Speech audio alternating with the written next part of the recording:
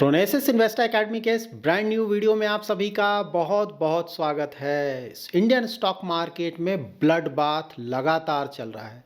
आज भी बहुत ज़्यादा गिरा है, ऑलमोस्ट सभी कुछ गिरा है। तो एक मूवी आया था ना काफ़ी समय पहले, इस रात की सुबह नहीं, तो उसी तरह से आप स्टॉक मार्केट को भी बोल सकते हैं कि पता नहीं ये जो डेडली फॉल चल रहा है ये कब रुकेगा।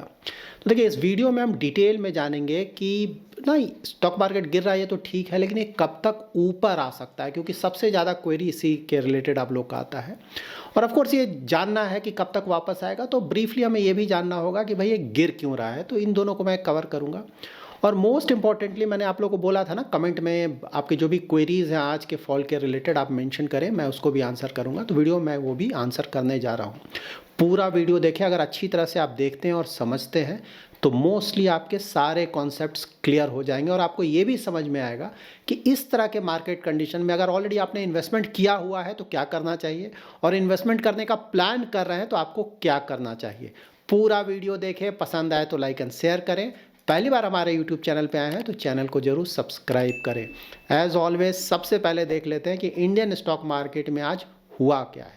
यहाँ पे देखिए, लार्ज कैप तो ठीक है भाई, गिरा है, मतलब एफआईआईज बेच रहे हैं तो ऑलमोस्ट डेली बेसिस यहाँ भी गिर रहा है।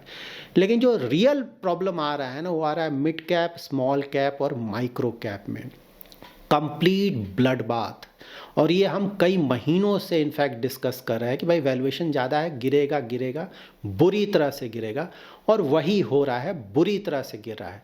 तो इंडियन स्टॉक मार्केट के तो हालात बिल्कुल ख़राब है ना। आप लोगों के कॉन्फिडेंस बूस्टर के लिए मैं रफली बता देता हूँ मेरे पोर्टफोलियो के साथ क्या हो रहा है। मेरा जो म्यूचुअल फंड का पोर्टफोलियो है अबाउट 7% से भी ज़्यादा गिर चुका है। आज के फॉल के बाद तो और भी ज़्यादा गिर चुका होगा, तो मान के चलिए रफली 8% के आसपास गिर चुका है। ठीक है, मेरे म्यूचुअल फंड पोर्टफोलियो में large cap, mid cap, small cap सभी तरह के म्यूचुअल फंड स्कीम्स हैं और वेल डाइवर्सिफाइड है। ठीक है, तो म्यूचुअल फंड पोर्टफोलियो को लेकर मैं 1% भी कंसर्न नहीं हूँ। मुझे कोई प्रॉब्लम नहीं है, गिरा है गिरा है, कोई क्यों प्रॉब्लम नहीं है, क्योंकि सबसे पहले तो भाई वेल डाइवर्सिफाइड है, उसमें large cap, mid cap, small cap सभी कुछ है और अच्छे क्वालिटी के फंड्स हैं। और उससे भी बड़ी बात, ये जो पोर्टफोलियो है वो 10 ईयर्स का पोर्टफोलियो है। ठीक है, मुझे अभी पैसे की ज़रूरत नहीं है भाई, 10 ईयर्स का बनाया है। गिरा है ठीक है, गिरने दो ना भाई। एक म्यूचुअल फंड स्कीम में ना 60, 70, 80 स्कीम स्टॉक्स होते हैं। ठीक है, और पोर्टफोलियो मैनेजर भी है वहाँ पे, मैनेज कर रहा है, फंड मैनेजर मैनेज कर रहा है। तो ऐसा तो नहीं कि वो ना 70, 80, 90 स्टॉक्स हैं सब के सब एक साथ ही पूरा डूब जाएंगे, ऐसा तो होगा नहीं। अगर एक दो स्टॉक्स में प्रॉब्लम भी आता है तो फंड मैनेजर उसका ध्यान रखेगा।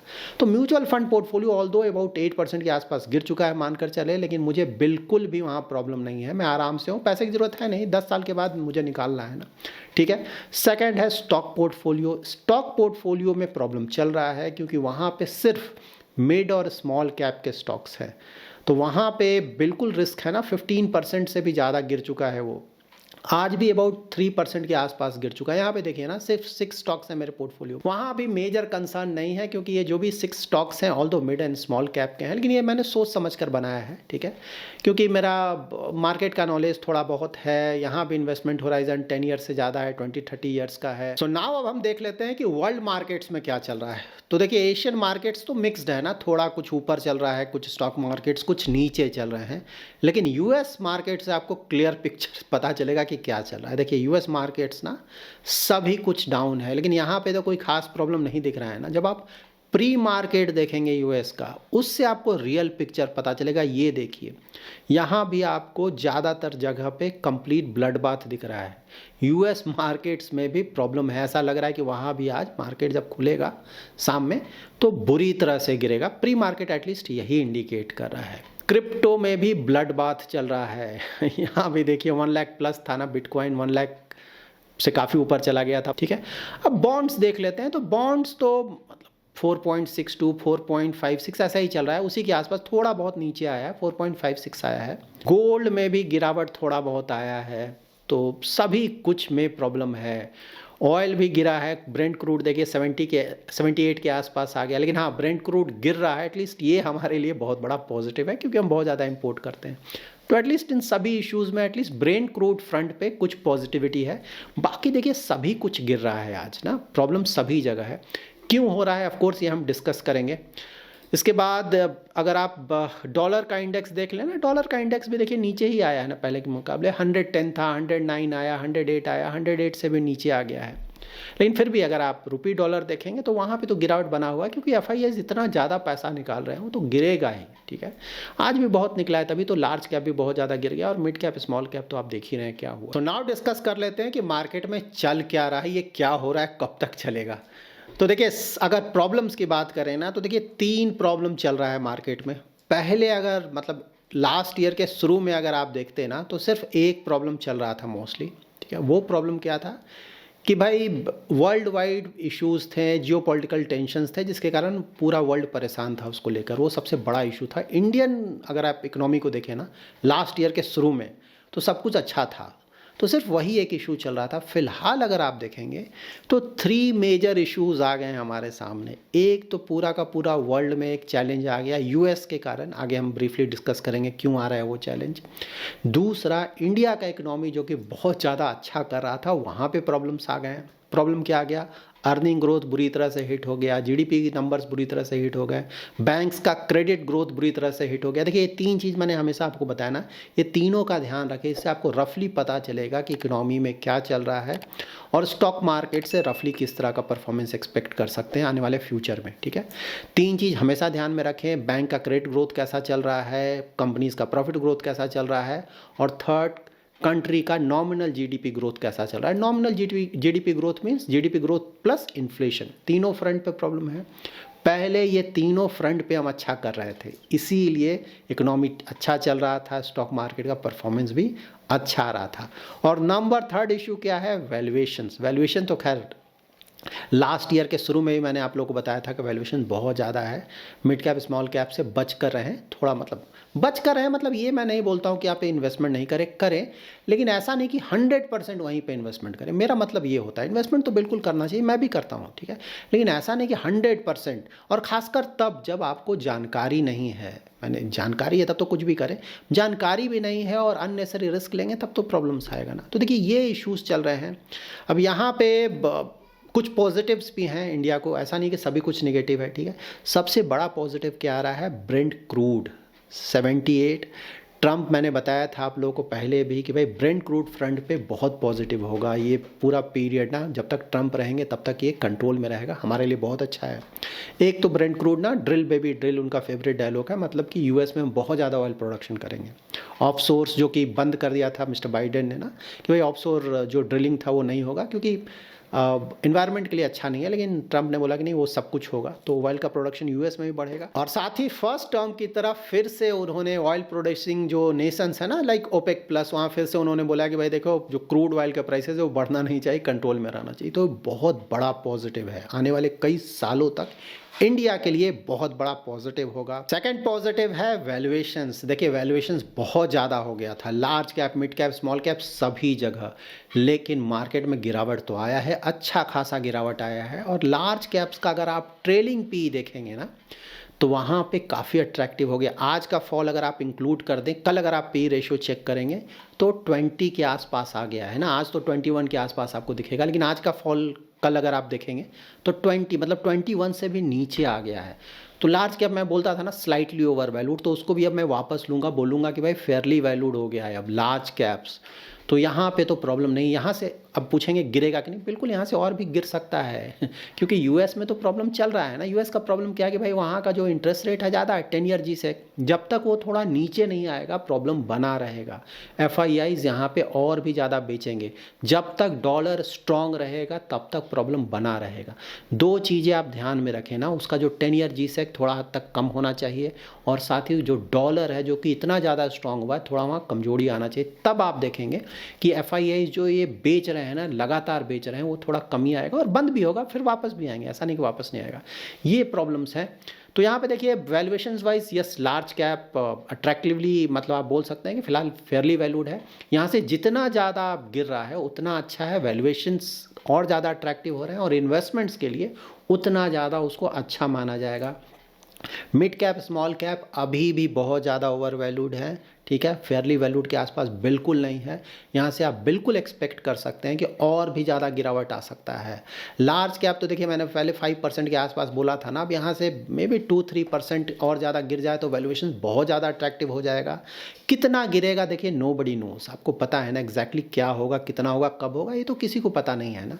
लेकिन हाँ, हमारे लिए ज़रूरी क्या है कि अगर हम लॉन्ग टर्म इन्वेस्टर हैं तो बस ये देखना कि भाई वैल्यूएशन सही है कि नहीं। अगर वैल्यूएशन सही है तो सही है भाई, तब उसमें क्या हेडेक है ना, हम लॉन्ग टर्म के लिए इन्वेस्टमेंट करने जा रहे हैं। तो लार्ज कैप्स यस, यहाँ से थोड़ा बहुत और ज़्यादा गिर सकता है, लेकिन वैल्यूएशंस वहाँ ठीक है। मिड कैप स्मॉल कैप यहाँ से और भी बहुत ज़्यादा गिर सकता है। मैंने हमेशा बताया 10% का गिरावट कोई बड़ी गिरावट नहीं होगी, क्योंकि अभी भी वैल्यूएशंस ज़्यादा है, तो यहाँ पे बिल्कुल हमें सतर्क रहना चाहिए, ठीक है। लार्ज कैप ठीक है। इसके बाद हम देख लेते हैं जियो पॉलिटिकल टेंशन्स। हाँ, तो देखिए बहुत बड़ा पॉजिटिव है ये पूरे वर्ल्ड के लिए। इजराइल हमास का तो ऑलरेडी मैटर सॉर्ट आउट हो चुका है। सेकंड है रसिया यूक्रेन, वहाँ भी बहुत पॉजिटिविटी है। इसलिए पॉजिटिविटी है क्योंकि ट्रंप ने ऑलरेडी बोल दिया है कि यूक्रेन को वो किसी भी तरह का मदद नहीं करने जा रहे हैं, ठीक है। तो अगर यूक्रेन को मदद नहीं करेंगे तो यूक्रेन स्टैंड कैसे कर रहा है, उसको यूएस से मदद मिल रहा है और यूरोपियन कंट्रीज से मदद मिल रहा है, लेकिन दोनों का अगर आप क्वांटम देखें ना, जितना पैसा खर्च कर रहे हैं वो, तो यूएस जितना ज़्यादा पैसा दे रहा था उसके मुकाबले यूरोपियन कंट्रीज़ का पैसा काफ़ी कम है। सारे यूरोपियन कंट्रीज़ मिलकर भी यूएस के मुकाबले कम पैसा दे रहे थे यूक्रेन को, ठीक है। तो ये पूरा गेम यूएस ही चला रहा था। अगर यूएस पीछे हट जाता है, यूक्रेन के लिए इस वॉर को कंटिन्यू रखना पॉसिबल नहीं होगा। तो आप बस कुछ ही दिनों में या 1-2 महीने में मोस्टली, मतलब क्या होगा एग्जैक्टली फ्यूचर तो नोबडी नोज ना, वो तो देखना होगा, लेकिन जिस तरह के हालात है वैसा लगता है कि बहुत जल्दी ही ये भी प्रॉब्लम सॉर्ट आउट कर जाएगा। तो बहुत बड़ा पॉजिटिव है ये पूरे वर्ल्ड के लिए। इसके बाद एक और पॉजिटिव आप ये बोल सकते हैं कि भाई जो अर्निंग ग्रोथ आ रहा था ना, मैंने पहले भी आप लोगों को बताया था, देखिए इंप्रूवमेंट आएगा, ठीक है। अर्निंग ग्रोथ इस बार का भी देखिए लार्ज कैप्स कुछ कंपनीज़ का या तो जिस तरह का सोचा जा रहा था उसके आसपास आ रहा है या फिर प्लस ही आ रहा है, ठीक है। तो पहले के मुकाबले इम्प्रूवमेंट तो है। देखिए ऐसा मैंने पहले बताया था कि कोई जादू मंतर नहीं होगा, ऑल ऑफ अ सडन बहुत अच्छा अर्निंग ग्रोथ नहीं हो जाएगा, ऐसा नहीं होता है ना। बहुत खराब आया, वहाँ से इम्प्रूवमेंट आएगा धीरे धीरे। तो इस बार बिल्कुल इम्प्रूवमेंट देखने को मिल रहा है, थोड़ा बहुत ऊपर जा रहा है, जो कि एक पॉजिटिव है, ठीक है। इसके बाद एक और पॉजिटिव क्या आप बोल सकते हैं कि देखिए बजट आने वाला है और आरबीआई का पॉलिसी आने वाला है फरवरी में, ठीक है। तो अब ओवरऑल हालात इतने ख़राब हैं तो बिल्कुल आप मान के चल सकते हैं कि गवर्नमेंट और आरबीआई दोनों पे बहुत ज़्यादा प्रेशर है कि भाई कुछ करो, ठीक है। तो गवर्नमेंट की तरफ से आप बिल्कुल एक्सपेक्ट कर सकते हैं कि थोड़ा बहुत पॉजिटिविटी तो बिल्कुल आएगा। कैसे आएगा कैसे नहीं आएगा देखना होगा। आजकल बहुत सारे वीडियोस चल रहे हैं, टैक्स बढ़ जाएगा, टैक्स कट जाएगा। देखिए फ्रैंकली आप लोग क्वेरी पूछते हैं, देखिए मैं इन चक्करों में नहीं पड़ता हूँ। जब हो जाएगा तो देखते हैं ना, मतलब मेरे बोलने से या किसी के बोलने से क्या हो जाएगा। और ऐसे भी अगर पता भी चल गया तो मैं क्या कर लूँगा, ठीक है। हो जाने दीजिए, अब कुछ दिनों की बात है ना, होगा तो देखते हैं क्या करना है, ठीक है। तो वो है, लेकिन हाँ वहाँ पे बिल्कुल कुछ पॉजिटिविटी तो आना चाहिए, आप बिल्कुल ये मान कर चलें होगा, ठीक है। सेकंड क्या होगा कैसे होगा देख लेते हैं, कुछ दिनों की बात है, उसके लिए हेडेक नहीं लेना है नेसेसरी। उसके बाद सेकंड है आरबीआई का पॉलिसी। तो देखिए आरबीआई पे भी बहुत ज़्यादा प्रेशर होगा। दो चीज़ें हैं वहाँ पे, एक तो बैंकिंग सिस्टम में लिक्विडिटी बहुत प्रॉब्लम कर रहा है, तो उन्हें लिक्विडिटी बढ़ाने के लिए कुछ करना होगा। अब क्या करते हैं देखते हैं, सीआरआर फ्रंट पे कुछ करते हैं या कुछ और करते हैं, बहुत कुछ कर भी रहे हो, लेकिन लिक्विडिटी अभी भी बहुत टाइट है, तो वहाँ पे कुछ उन्हें करना होगा। सेकंड रेट कट का ऑप्शन है, इन्फ्लेशन कम होना शुरू हो गया, आने वाले महीनों में और कम होगा। तो ऑलमोस्ट 70 to 80% चांस, पर्सनली मुझे ऐसा लगता है कि रेट कट के चांसेस हैं, लेकिन 20 to 30% अगर आप पूछें तो चांस है कि रेट कट नहीं होगा। क्यों ऐसा है? क्योंकि यूएस प्रॉब्लम क्रिएट कर रहा है, 10 ईयर जी से उसका बहुत ज़्यादा है और यूएस डॉलर बहुत स्ट्रांग है। अगर रेट कट इंडिया में होता है तो आप तुरंत देखेंगे कि इंडिया का जो रुपी है और भी ज़्यादा बुरी तरह से गिरेगा, ठीक है। तो वो प्रॉब्लम क्रिएट करेगा। तो सिर्फ यही एक प्रॉब्लम है, अगर ये प्रॉब्लम नहीं होता 100% आरबीआई इसी बार रेट कट करता। तो लेट्स सी, मतलब ज़्यादा चांसेस तो हैं क्योंकि हालात ख़राब हैं, लेकिन हाँ कुछ चांस है कि उस यूएस के कारण शायद रेट कट नहीं हो। लेकिन लिक्विडिटी फ्रंट पे तो आरबीआई को बिल्कुल कुछ करना पड़ेगा और वो करेंगे भी। तो देखिए ये सब चीज़ें हैं, मतलब पॉजिटिविटी आएगा। मैंने पहले ही बताया था ना कि भाई फरवरी तक थोड़ा हिम्मत करके रहिए, फरवरी से थोड़ा सा मतलब इम्प्रूवमेंट आपको देखने को मिलेगा। तो मतलब 1 महीने का हेडेक है, क्योंकि वहाँ तक आपका बजट भी आ चुका होगा, आरबीआई का पॉलिसी भी आ चुका होगा, और ट्रंप का जो ये ट्रेड वाला प्रॉब्लम चल रहा है ना, टैरिफ वाला प्रॉब्लम चल रहा है, वो भी चलता रहेगा अभी कुछ दिनों तक ना। पहले तो बोल रहे थे जब आऊँगा तभी कर दूंगा, कुछ नहीं किया। अब वो बोल रहे हैं 1 फरवरी से कर दूंगा मैं, मतलब टैरिफ लगा दूंगा। तो वेट एंड सी, उनके तरफ से भी 1 महीने में काफ़ी हद तक क्लैरिटी मिल जाएगा कि भाई ये जो बोल रहे हैं करेंगे नहीं करेंगे क्या करेंगे, तो उससे भी मार्केट को एक डायरेक्शन मिलेगा। 1 महीने का हेडेक बिल्कुल हमें झेल कर चलना चाहिए, वहाँ पे काफ़ी हद तक क्लैरिटी मिल जाएगा। और वैल्यूएशन जो मार्केट गिर रहा है उससे अट्रैक्टिव ही हो रहा है, ठीक है ना। तो वो भी एक पॉजिटिव है कि भाई चलो वैल्यूएशंस ठीक ठाक है, एटलीस्ट किसी को इन्वेस्टमेंट करना है तो अच्छा माना जाएगा। देखिए ट्रंप के साथ बहुत सारा प्रॉब्लम्स है रिसेंटली, मतलब 2 इश्यूज़ आया है ना। एक तो मैक्सिको में वो भेज रहे थे, मतलब अभी क्या कर रहे हैं कि जो भी इलीगली यूएस में रह रहे हैं ना, खासकर वैसे लोग जो कि वहाँ पे क्राइम भी कर रहे हैं। तो बात सही है ना भाई, एक तो तुम मेरे देश में आकर विदाउट प्रॉपर पेपर्स के साथ रह रहे हो, ऊपर से क्राइम भी कर रहे हो, कौन बर्दाश्त करेगा। तो एनी हाउ, तो ट्रंप क्या कर रहे हैं कि उन सभी को वापस भेज रहे हैं, भाई तुम अपने देश जाओ, ठीक है। तो यहाँ पे मैक्सिको और कोलंबिया के साथ कुछ इश्यू भी हो गया, क्योंकि ये ट्रंप क्या कर रहे हैं, मतलब प्रॉपर चैनल ये है कि भाई ठीक है इलीगली आए हो, लेकिन उस जहाँ भेजना है उस देश से आप बात करोगे और एक प्रॉपर चैनल के थ्रू भेजोगे। लेकिन ट्रंप आपको पता है कैसे काम कर रहे हैं ना, किसी से कोई डिस्कशन नहीं, कुछ नहीं, मिलिट्री प्लेन पे उन्हें डाल रहे हैं और जाकर उन्हें सीधे उतार दे रहे हैं कि भाई तुम रख लो, तुम्हारा है ये, ठीक है। इस तरह से चल रहा है। तो इसीलिए प्रॉब्लम भी आया था, लाइक मैक्सिको ने पता चला कि मना कर दिया, लेकिन हाँ यूएस का पावर इतना है ना, कोई मना नहीं कर सकता। फिर उसने एक्सेप्ट कर लिया तो वहाँ पे जा रहा है, ठीक है। इसी के कारण पहले बोल रहे थे ना मैक्सिको पे मैं 25% टैरिफ लगा दूंगा, तो मैक्सिको कैसे टिकेगा ना। तो उसने फिर एक्सेप्ट कर लिया कि भाई ठीक है जिसको भेजना है भेज दो। उसी तरह से कोलंबिया का गवर्नमेंट ना वो भी परेशान हो गया कि नहीं तुम मिलिट्री प्लेन पे कैसे भेज सकते हो, क्रिमिनल मेरे मतलब जो भी नागरिक हैं ऐसा थोड़ी क्रिमिनल है। लेकिन फिर भी यूएस ने, फिर ट्रंप ने बोला कि तुम पे भी 25% का टैरिफ अभी तुरंत लगाता हूँ और 1 वीक के बाद 50% का टैरिफ लगा दूंगा। कोलंबिया भी तुरंत मान गया कि ठीक है भाई जिसको भेजना है जैसे भेजना है भेजो, मैं ले लूँगा, ठीक है। तो ट्रंप देखिए बहुत कुछ चल रहा है, और ज़्यादातर ये जो कुछ चल रहा है ना मोस्टली मुझे लगता है 1 महीने में काफ़ी हद तक क्लैरिटी मिल जाएगा। तो 1 महीने का वेट कीजिए, इंडिया में भी थोड़ा क्लैरिटी, यूएस में क्या चल रहा है उस पर भी क्लैरिटी। उसके बाद देखिए आप लोग का एक क्वेरी आया था ना, जापान में इंटरेस्ट रेट थोड़ा बढ़ा है, मतलब 0.25 बेसिस पॉइंट पहले था, अब वो बढ़कर 0.5% हो गया है, ठीक है। मतलब 0.25 बेसिस पॉइंट्स बढ़ा है, तो इंटरेस्ट रेट 0.5 ही हुआ है, ऐसा नहीं कोई बहुत ज़्यादा बढ़ गया है। तो उसके कारण कोई बहुत ज़्यादा हलचल आप एक्सपेक्ट नहीं करें कि होगा। वहाँ पे इंटरेस्ट रेट इसलिए बढ़ा है ना कि वर्ल्ड वाइड आप क्या देख रहे हैं ना कि वहाँ पे इन्फ्लेशन धीरे धीरे कम हो रहा है, तो वो इंटरेस्ट रेट घटा रहे हैं वर्ल्ड वाइड ज़्यादातर कंट्रीज़ में। लेकिन जापान में इन्फ्लेशन थोड़ा बढ़ रहा है, तो इन्फ्लेशन बढ़ने के कारण उन्हें इंटरेस्ट रेट बढ़ाना पड़ रहा है कि इन्फ्लेशन को कंट्रोल में किया जाए। इन्फ्लेशन उनका 3% के आसपास आ गया है, और ऑफ कोर्स सारे डेवलप्ड कंट्रीज चाहते हैं कि इन्फ्लेशन 2% के आसपास हो। शनिवार को आईसीआईसीआई बैंक का रिजल्ट आया है। मैंने पहले बताया था ना, आईसीआईसीआई बैंक रिलेटिवली जिस तरह का चल रहा है पिछले कुछ सालों से ना, अभी नंबर 1 बैंक है परफॉर्मेंस वाइज। इस बार भी अच्छा है, प्रॉफिट ग्रोथ अबाउट 15% के आसपास आया है, रिलेटिवली तो बहुत अच्छा है। और पहले जो एचडीएफसी बैंक हुआ करता था ना, उस तरह का परफॉर्मेंस अभी आईसीआईसीआई से आ रहा है। और एचडीएफसी बैंक तो देखिए टाइम लगेगा, मैंने हमेशा बताया था रिकवरी में थोड़ा टाइम लगेगा वहाँ पे। और जो छोटे बैंक्स हैं उनका तो हालात ख़राब है, और पहले ही मैंने बताया था हालात ख़राब रहेगा। जहाँ भी माइक्रो फाइनेंस टाइप है ना, छोटे छोटे लोन्स दिए गए हैं, उन सारे बैंक्स के बहुत हालात ख़राब है, आने वाले समय में भी हालात ख़राब रहेगा। तो बैंक्स, छोटे बैंक्स में आप संभल कर देखें, मतलब जो भी छोटे बैंक्स हैं ना वहाँ पे आप माइक्रो फाइनेंस टाइप लेंडिंग अगर ज़्यादा है तब वहाँ बिल्कुल संभल कर है। मैंने काफ़ी पहले भी आप लोग को बताया था, ठीक है।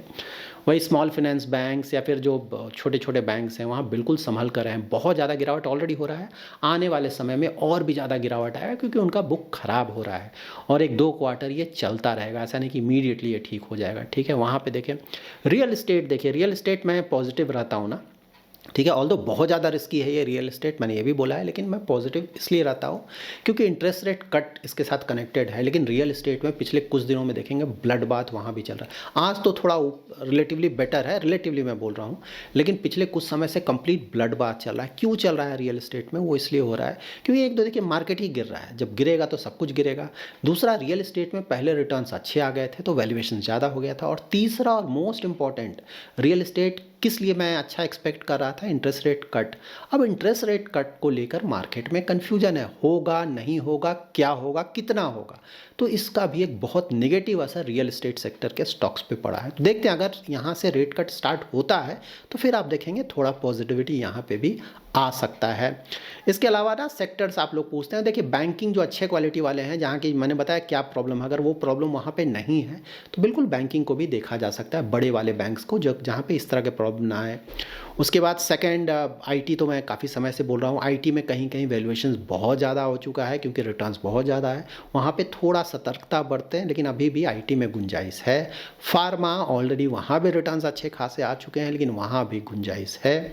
रियल एस्टेट बिल्कुल इंटरेस्ट रेट कट पे डिपेंड करेगा सिनारियो, तो वहाँ पे देखना होगा कि आरबीआई का पॉलिसी कैसा आता है, उसके आधार पे रियल एस्टेट में मूवमेंट आएगा। डेटा सेंटर वाले स्टॉक्स बहुत ज़्यादा पोटेंशियल है, इसमें कहीं कोई डाउट नहीं है। देखिए ये सब मेरे पास भी है, इसके स्टॉक्स इन सेक्टर्स के, इसीलिए मैं इन सेक्टर्स के, क्योंकि मैं बुलिश हूँ। मेरे पास जो 6 स्टॉक्स हैं इन्हीं सेक्टर्स के, बैंकिंग से कोई भी स्टॉक नहीं है मेरे पास। आईटी का स्टॉक है, फार्मा का स्टॉक है, रियल एस्टेट का स्टॉक है, डेटा सेंटर का स्टॉक है, और एक पावर इक्विपमेंट मैन्युफैक्चरिंग कंपनी का स्टॉक है। तो ये स्टॉक्स मेरे पास है और मैं इस पर बुलिश हूँ, इसीलिए मैं आपको ये बता रहा हूँ। ठीक है, अब यहाँ पे देखिए ये हो गया स्टॉक्स में ऑफ कोर्स आपको क्वालिटी देखना है और वैल्यूएशंस देखना है, ये दोनों अच्छा है तो ठीक है। अगर क्वालिटी अच्छा है, वैल्यूएशंस आपने अच्छे वैल्यूएशंस पे लिया है, गिरेगा ठीक बात है, वापस आएगा ना, कुछ महीनों में वापस आएगा, ऐसा नहीं है कि हमेशा गिरा, लेकिन अगर क्वालिटी ख़राब है तो शायद वापस नहीं आए, आपका पैसा नीचे है तो नीचे ही रहेगा। अगर वैल्यूएशंस बहुत ज़्यादा है अभी भी, तो वो भी नियर फ्यूचर में शायद वापस नहीं आए। बिल्कुल कई बार रिपीट किया है ना, कोई बड़ी बात है, ये रॉकेट साइंस नहीं है, बेसिक चीज़ आपको ध्यान में रखना है। म्यूचुअल फंड्स में ही आपको ध्यान में रखना है डाइवर्सिफाइड। मेरा म्यूचुअल फंड डाइवर्सिफाइड है ज़्यादातर, इसीलिए मैं डरा हुआ नहीं हूँ कि ठीक है भाई कुछ महीनों में वापस आ जाएगा और फिर लॉन्ग टर्म में अच्छा रिस्क एडजस्टेड रिटर्न जनरेट कर लेगा।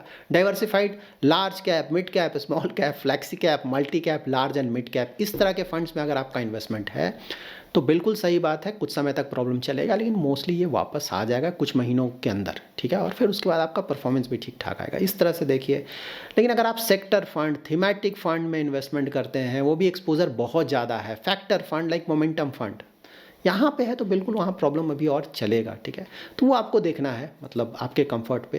तो अगर आपको बहुत ज़्यादा आइडिया है तो कहीं भी इन्वेस्टमेंट करें, आइडिया नहीं है तो संभल कर इन्वेस्टमेंट करें, अननेसरी हेडेक नहीं ले, कभी नहीं ले, सिर्फ इस समय नहीं, कभी नहीं ले, क्योंकि वो कभी ना कभी आपको प्रॉब्लम क्रिएट करेगा ही। अब मैं आपके कुछ क्वेरीज ले लेता हूँ, अच्छी तरह से सुने, क्योंकि ज़्यादातर आपके मन में जो भी हलचल चल रहा होगा ना स्टॉक मार्केट के गिरने को लेकर, वो पूरा क्लैरिफाई हो जाएगा। ठीक है, तो एक तो है कि कब तक मार्केट ऊपर जा सकता है ना, पार्थ जी का क्वेरी है कि कब तक मार्केट ऊपर जा सकता है। तो देखिए एग्जैक्टली तो हमेशा ध्यान में रखें, एग्जैक्टली किसी को नहीं पता है, मुझे भी नहीं पता है, लेकिन हाँ यहाँ पे 1 महीने का और हेडेक लग रहा है मार्केट में। बजट और उसके बाद आरबीआई का पॉलिसी से थोड़ा पॉजिटिविटी आएगा, उसके बाद ट्रंप टैरिफ को लेकर क्या क्या बोलते हैं, उसके बाद मार्केट को क्लैरिटी आएगा। तो मुझे लगता है 1 महीने और शायद हेडेक हो, उसके बाद थोड़ा क्लैरिटी आएगा। लेकिन हाँ, पूरा साल मैंने हमेशा मेंटेन किया है, पहले रिटर्न बहुत ज़्यादा आ चुका है, तो पूरा साल आप कोई खास रिटर्न एक्सपेक्ट नहीं करें। अगर रिटर्न आएगा भी तो लार्ज कैप का परफॉर्मेंस, उम्मीद है, गारंटी किसी चीज़ की नहीं है, उम्मीद है कि लार्ज कैप का परफॉर्मेंस रिलेटिवली बेटर होगा। मिड कैप, स्मॉल कैप का परफॉर्मेंस कोई खास नहीं होगा आने वाले नियर फ्यूचर में। लॉन्ग टर्म तो अलग बात है ना, लॉन्ग टर्म तो एवरेज आउट करके सबका परफॉर्मेंस ठीक ठाक हो जाता है। उसका सचिन जी का क्वेरी है कि can I invest in micro cap mutual fund now, is it right time. इसे ही बोलते हैं ना सर पे कफन बांध कर, मतलब बहुत बहुत बहुत ज़्यादा रिस्क लेना। भाई सब कुछ गिर रहा है और ये भी क्लियर है कि भाई मिड कैप, स्मॉल कैप और खासकर माइक्रो कैप, वहाँ भी ओवर वैल्यूएशन और भी ज़्यादा गिरेगा। तो अच्छा होगा कि भाई बच कर रहें, एटलीस्ट कुछ समय के लिए बच कर रहें, और कितना भी ज़्यादा रिस्क ले सकते हैं फिर भी अच्छा होगा कि एटलीस्ट कुछ और समय तक बच के रहें, कुछ और गिर जाने दें, उसके बाद आप बिल्कुल प्लान करें। बस ये बिल्कुल ध्यान में रखें ना कि ये सब जो माइक्रो कैप वाले हैं वहाँ पे रिस्क बहुत बहुत बहुत ज़्यादा है। अगर आप बहुत बहुत बहुत ज़्यादा रिस्क ले सकते हैं तभी यहाँ पे जाएं, नहीं तो बिल्कुल नहीं जाएं। यहाँ पे पोर्टफोलियो अगर मार्केट गिरेगा तो आपका 40-50% भी गायब हो जाएगा। ठीक है, लेकिन हाँ लॉन्ग टर्म में यहाँ पे रिटर्न्स भी आते हैं, ऐसा नहीं है, लेकिन शॉर्ट टर्म में तो बहुत ज़्यादा रिस्क है। सुभ्रा जी का क्वेरी है, तो FIIs are far more intelligent than we thought, they exit the market with good profit but we are taking all the pain. नहीं, ऐसा बिल्कुल नहीं है, कोई ज़रूरी नहीं है। हाँ, यहाँ पे देखिए निकल रहे हैं, सही बात है, लेकिन वो एंट्री शायद सही से ना कर पाएँ, ये भी देखिए। ठीक है, क्योंकि मार्केट अचानक कब से ऊपर जाने लगेगा और तेज़ी से, इतना तेज़ी से ऊपर जाता है उसको पकड़ पाना मुश्किल होता है। जैसे गिर रहा है अभी ना, उसी तरह से अचानक ऊपर जाएगा और उसको पकड़ पाना मुश्किल होगा। FIIs भी उसको मिस करेंगे। ठीक है, तो देखिए शॉर्ट टर्म है ना, जो लॉन्ग टर्म वाले FIIs हैं वो नहीं भागे हैं, वो तो अभी भी हैं। ठीक है। जो शॉर्ट टर्म वाले हैं ना, कुछ महीनों का इन्वेस्टमेंट, तो एफआईआईज में भी दोनों तरीके के होते हैं, वो लोग भाग रहे हैं, ठीक है। उसी तरह से इन्वेस्टर भी, अगर कोई शॉर्ट टर्म का इन्वेस्टर है तो उसके लिए प्रॉब्लम है ना। कोई 10 ईयर 20 ईयर के लिए इन्वेस्टमेंट करा, उसके लिए क्या फ़र्क पड़ता है, 3-4 महीने मार्केट गिर जाता है, 5-6 महीने मार्केट गिर जाता है, क्या फ़र्क पड़ता है। उसको पैसे की ज़रूरत अभी नहीं है ना, पैसा 10 साल के बाद निकालेगा, तब तक मार्केट तो ठीक ठाक रिटर्न आ जाएगा। उस तरह से आपको देखना चाहिए, ठीक है। स्मॉल कैप में लमसम, आई होप आपको समझ में आ गया। Mid cap, small cap, micro cap में लमसम का बिल्कुल सही समय नहीं है। ऐसा हो सकता है कि कुछ समय बाद ही मार्केट थोड़ा ऊपर चला जाए, लेकिन फिर भी इस तरह के मार्केट कंडीशन में लमसम हमें प्लान नहीं करना चाहिए। कितना गिर सकता है ये भी मैं क्लियर कर दिया ना। लार्ज कैप देखिए गिरना था, गिर चुका है एफआईआईज, लेकिन जब तक बेचते रहेंगे गिरता रहेगा, तो मे बी 3-4% और लेकर चलिए यहाँ से, ठीक है। लेकिन हाँ, वैल्यूएशन अच्छा हो चुका है। मिड कैप, स्मॉल कैप 10% और भी गिर जाए तो कोई सरप्राइजिंग नहीं होगा, उससे ज़्यादा शायद नहीं गिरना चाहिए, ठीक है, शायद। एसटीपी, ठीक है, तुषार जी का query STP, systematic transfer plan का मतलब ये होता है ना कि जैसे मान लीजिए एसबीआई के किसी फंड में आपको इन्वेस्टमेंट करना है, तो आप एसबीआई लिक्विड फंड में, डेट फंड में इन्वेस्ट कर देंगे। जैसे 1 लाख रुपये आपको इन्वेस्ट करना है इक्विटी फंड में, ठीक है। मान लीजिए एसबीआई के किसी इक्विटी म्यूचुअल फंड में आपको 1 लाख इन्वेस्ट करना है, तो आप क्या करोगे कि एसबीआई लिक्विड फंड में 1 लाख रुपये इन्वेस्ट कर दोगे, और वहाँ से एवरी मंथ 10,000 रुपीज़ जिस भी इक्विटी फंड में आप इन्वेस्ट करना चाहते हो वहाँ ट्रांसफ़र कर दोगे। तो आपको ट्रांसफ़र करने की ज़रूरत नहीं, जहाँ से भी आप इन्वेस्टमेंट करते हैं ना, वहाँ आप देखिए ऑप्शन होता है एसआईपी, लमसम, एसटीपी। तो एसटीपी ऑप्शन पे आप क्लिक करेंगे ना, तो वहाँ पे आपसे पूछेगा कि भाई कहाँ से कहाँ ट्रांसफ़र करना है, ठीक है। तो सबसे पहले आप क्या कीजिए कि जिस भी म्यूचुअल फंड कंपनी से आपको एसटीपी करना है ना, वहाँ किसी भी मतलब डेट फंड में, मोस्टली अगर लिक्विड फंड शॉर्ट टर्म का करना है 6 मंथ्स का एसटीपी, तो डेट फंड में आप पूरा पैसा इन्वेस्ट कर दीजिए। एक बार आपने इन्वेस्ट किया, उसके 1-2 दिन बाद आप फिर से एसटीपी ऑप्शन पे जाएंगे ना, तो वहाँ आपको शो करेगा कि भाई इस लिक्विड फंड में ऑलरेडी आपका इन्वेस्टमेंट है, कहाँ ट्रांसफ़र करना चाहते हैं। तो जिस भी इक्विटी फंड में आप ट्रांसफ़र करना चाहते हैं उस फंड को आप वहाँ सेलेक्ट कर लीजिए, और वहाँ आपको बताना पड़ेगा कितने महीने के लिए आप ट्रांसफ़र करना चाहते हैं, कितना अमाउंट पर मंथ ट्रांसफ़र करना चाहते हैं, ये सब डिटेल्स इंटर करें, आराम से आपका एसटीपी हो जाएगा। पूरा बना हुआ है, आपको खुद से करने की ज़रूरत नहीं है। सिर्फ डेट फंड में इन्वेस्ट करें, 1-2 दिन के बाद आप एसटीपी ऑप्शन पे जाएं, वहाँ पे आपको शो करने लगेगा, वहाँ से आप, लेकिन हाँ सिर्फ एक ही म्यूचुअल फंड कंपनी में आप कर सकते हैं वो। ऐसा नहीं कि आपने एसबीआई में डेट फंड में इन्वेस्ट कर दिया, वहाँ से आप एचडीएफसी के इक्विटी फंड में ट्रांसफ़र कर रहे हैं, एसटीपी कर रहे हैं, ये नहीं होता है। एक ही म्यूचुअल फंड कंपनी में आपको करना है, उसी के डेट फंड से आप इक्विटी फंड में ट्रांसफ़र कर सकते हैं। मिनिमम 6 मंथ्स का एसटीपी आपको करना होता है, लॉन्ग टर्म आप कितना भी कर सकते हैं। इस तरह के मार्केट कंडीशन में एसटीपी मैंने कई महीनों से आप लोगों को बता रहा हूँ, बेस्ट है इन्वेस्टमेंट ऑप्शन। 6 मंथ्स का एसटीपी, जहाँ भी इन्वेस्टमेंट करना है 6 मंथ्स का एसटीपी आप कर दें, कोई हेडेक नहीं है। राकेश जी का क्वेरी है, I am a SIP investor, I have pause SIP and investing on falling days only. ठीक है, अगर दोनों तरीका, या तो आप सिप कर रहे हैं, देखिए सिप तो बंद करने की चीज़ नहीं है। मार्केट गिरा है, बहुत अच्छी बात है, और ज़्यादा सिप करना चाहिए, वो तो बहुत पॉजिटिव है, बंद नहीं करना चाहिए। लेकिन हाँ, जब मार्केट गिर रहा है अगर आप थोड़ा बहुत टॉपअप करें, वो भी अच्छी बात है, वो भी किया जा सकता है। ध्यान में रखें कि जब मार्केट गिर रहा हो तो इन्वेस्टमेंट करते रहना चाहिए, बंद नहीं करना चाहिए, ठीक है। ओके, और सबसे अच्छा क्वेरी आया है चंदन जी का, I am loving this. Market गिर रहा है तो उन्होंने लिखा आई एम लविंग दिस, ये बहुत अच्छा कमेंट है। इसी पॉजिटिव नोट पे हम इस वीडियो को ख़त्म करते हैं। सो आई होप आप लोगों को ये वीडियो पसंद आया होगा। पसंद आया तो जरूर लाइक एंड शेयर करें। पहली बार हमारे यूट्यूब चैनल पे आए हैं तो चैनल को जरूर सब्सक्राइब करें। Thanks lot for watching.